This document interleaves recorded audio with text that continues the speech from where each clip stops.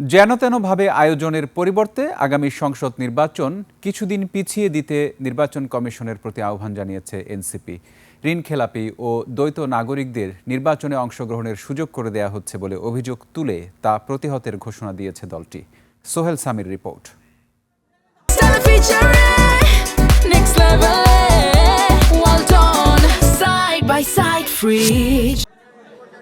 আসন্ন জাতীয় সংসদ নির্বাচন ও লেভেল প্লেয়িং ফিল্ড নিয়ে সন্ধ্যায় বাংলা মোটর অফিসে সংবাদ সম্মেলনের আয়োজন করে জাতীয় নাগরিক পার্টি এনসিপি। এ সময় ঋণখেলাপি ও দ্বৈত নাগরিকদের নির্বাচনে অংশ নেয়ার সুযোগ দেয়ায় নির্বাচন কমিশনের বিরুদ্ধে নিরপেক্ষতা ভঙ্গের অভিযোগ করেন দলটির মুখপাত্র আসিফ মাহমুদ সজীব ভুইয়া।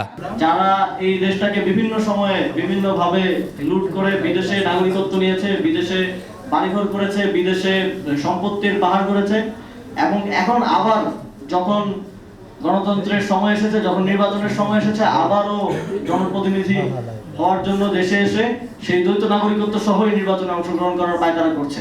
এই প্রবণতা অব্যাহত থাকলে আইনি প্রক্রিয়ার পাশাপাশি রাজপথে মোকাবেলার ঘোষণা দেয় এনসিপি।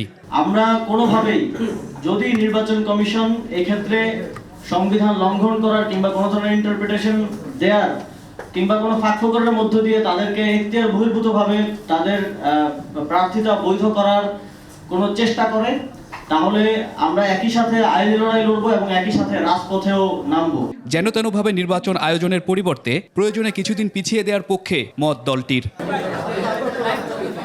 দ্বৈত নাগরিকত্ব ও ঋণখেলাপি বিষয়ক মামলাগুলোর রায় রোববার। এতে কোনো রকম পক্ষপাতিত্ব হলে তা প্রতিহতেরও ঘোষণা দেয় জাতীয় নাগরিক পার্টি।